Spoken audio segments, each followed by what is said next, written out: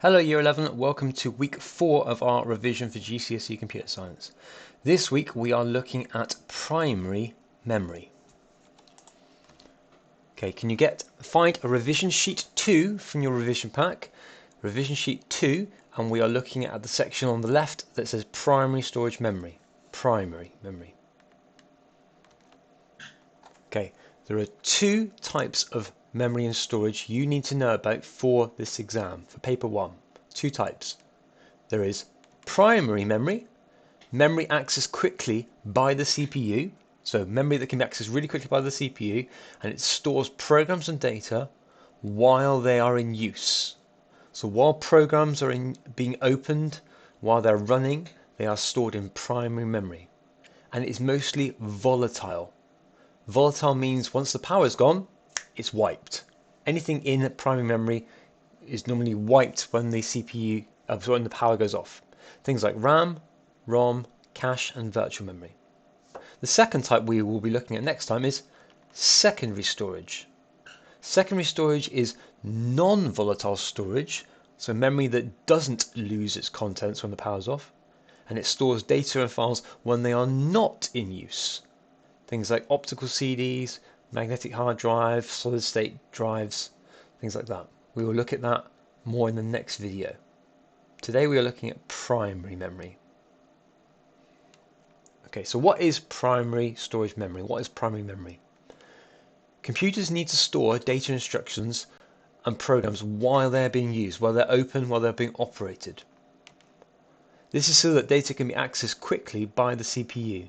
The CPU, remember, needs to process the instructions. It gets it from memory while it's stored in your primary memory. Primary memory. What are the different types? We have RAM, ROM, virtual memory, cache, and the registers in the CPU, which we looked at last video. All of these are primary memory. And flash memory as well sometimes. So, first type you need to know about. RAM, random access memory. Random access memory, or RAM, is used to store your programs and data that are currently in use, that have been loaded from the hard disk drive or loaded from secondary storage. This is where all your instructions are stored and are accessed by the CPU. When the CPU is doing the fetch, decode, execute cycle, the RAM is where all the instructions and data are stored. It's generally much smaller than the hard disk drive. They're not massive, gigabytes worth in RAM. And everything in RAM is lost when the power is turned off. This is called being volatile. Think of volatile as being like unstable. The more RAM you have in the computer, the more applications or programs you can run at the same time, because it can store more programs and data. The second type you need to know about is ROM, read-only memory. ROM is basically a little chip, and the contents, whatever's on ROM, cannot be edited or deleted. It is permanent. It is non-volatile, so whatever's in ROM is not lost when the power is turned off. ROM is used to store data and instructions that don't need to be updated but might need to be running the computer. There is a particular ROM chip called the BIOS, B-I-O-S. The BIOS here, that is a chip on the motherboard, and that helps to start up the PC. It's a very important chip. The BIOS is basically something that holds all the settings for the PC. And if you go into it, you can change things like the speed of the CPU, the settings, lots of fan speed, and lots of other settings and things, okay? Why does the BIOS need to be saved on a ROM chip, not RAM? Well, if it was saved on RAM, all the contents would be lost. So it's saved on ROM, so it's not lost, it's non-volatile. The third type of memory, which we already looked at in previous videos, is cache. Cache is memory inside the CPU. It's memory inside the CPU, and it stores regularly used data instructions that are being used often. This is to save time rather than having to go all the way to RAM and back. Keeping stuff in cache inside the CPU speeds it up because it takes time to go to RAM. So the more cache you have, the more data you can keep inside the CPU rather than going to RAM. But it's nowhere near the size of RAM. It's very small compared to. Okay, I'd like you now to pause and try to complete the sheet so far from definition of primary storage, RAM, ROM and cache memory. Pause, and then when you're ready, unpause and check the answers in the next part of the video.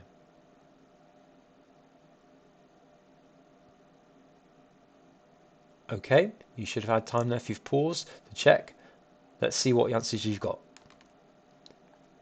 Primary memory. Memory accessed quickly by the CPU, stores your programs and data while they are being used, and they are volatile, mostly volatile.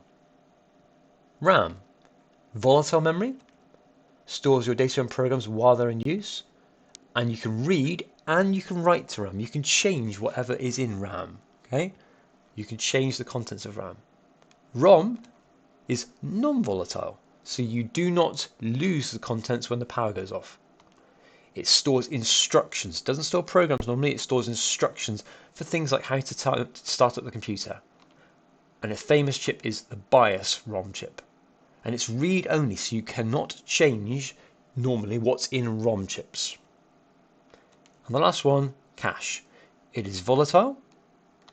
It stores your regularly used data instructions inside the CPU, and it's accessed quickly by the CPU. It's quicker to access than going to RAM. Check your answers, add to it, make sure you've got the main points.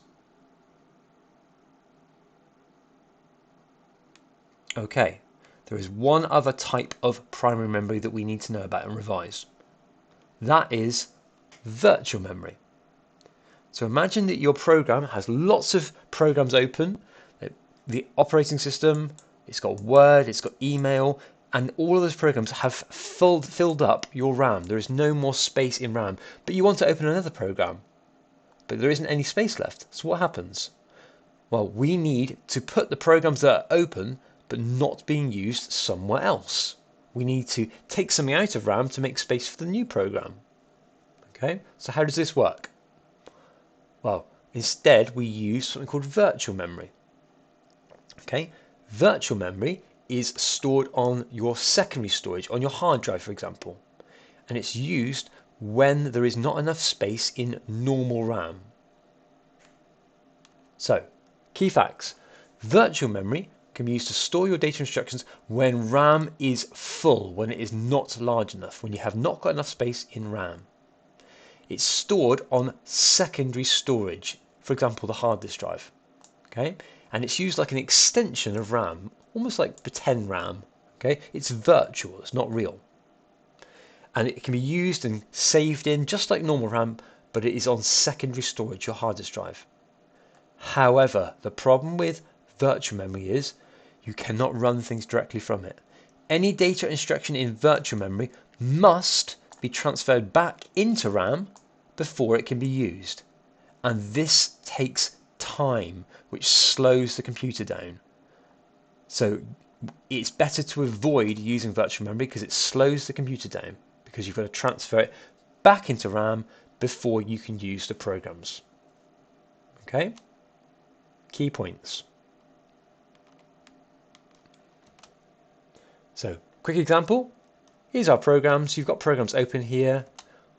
Running out of RAM. We want to open another internet program. You may need to move a program from RAM that's open, for example email, into virtual memory, and then we have space in RAM for our new program.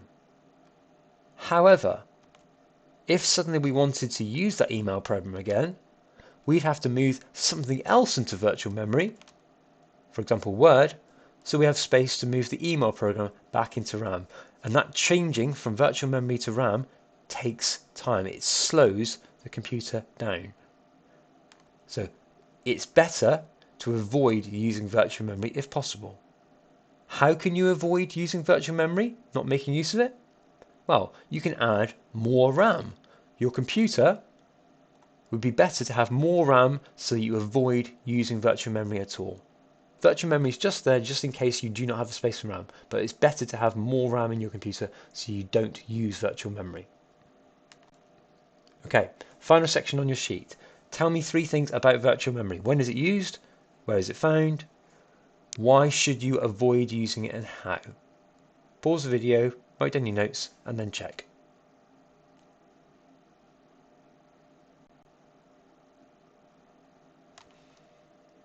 Okay, final section, check your notes please, add to it if you haven't got any of these points. Virtual memory is used when RAM is full. It's found or saved on secondary storage, for example the hard disk drive.